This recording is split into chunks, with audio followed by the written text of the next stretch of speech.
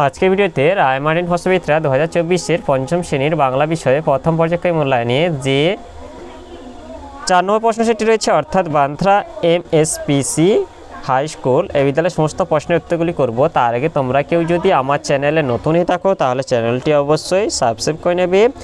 একের আছে সঠিক উত্তরটি নির্বাচন করে পূর্ণ বাক্যে উত্তর দাও। একের এক হচ্ছে এটা শীতের প্রখর, এটা হবে প্রত্যুষে হবে। একের দুই হচ্ছে মাথার উপর দিয়ে দলে দলে বুনো হাঁস, এটা হবে দক্ষিণ দিকে উড়ে যেত। এরপর একের তিন হচ্ছে দরবার শব্দটির অর্থ হলো, এটা সভা হবে।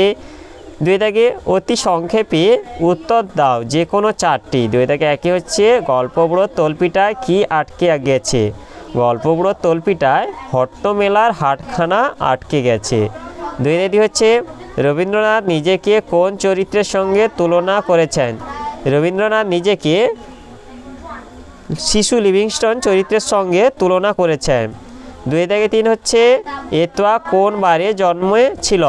এতোয়া রবিবারে জন্মেছিল। 2 থেকে 4 হচ্ছে শব্দার্থ লেখো উটকো।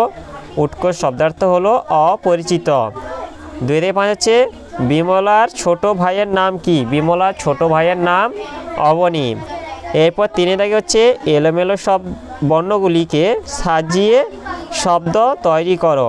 3 থেকে 1 এটা সাজিয়ে লিখলে হবে আজগুবি। 3 থেকে 2 সাজিয়ে লিখলে হবে রূপকথা।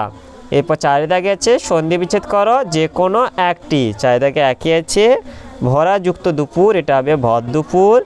4 থেকে 2 হচ্ছে বৃষযুক্ত টি, এটা হবে বৃষ্টি। তাহলে আজকের ভিডিওতে আমরা পঞ্চম শ্রেণীর বাংলা বিষয়ে যে 4 দাগে বান্দ্রা এমএসপিসি হাই স্কুল এই বিদ্যালয়ের সমস্ত প্রশ্নের উত্তরগুলি শেষ করলাম। আর তোমরা কেউ যদি আমার চ্যানেলটা এখনও সাবস্ক্রাইব করে রাখোনি তাহলে চ্যানেলটা অবশ্যই সাবস্ক্রাইব করে নেবে। ভিডিওটি ভালো লাগলে ভিডিওটিকে লাইক, কমেন্ট ও শেয়ার করতে ভুলবে না।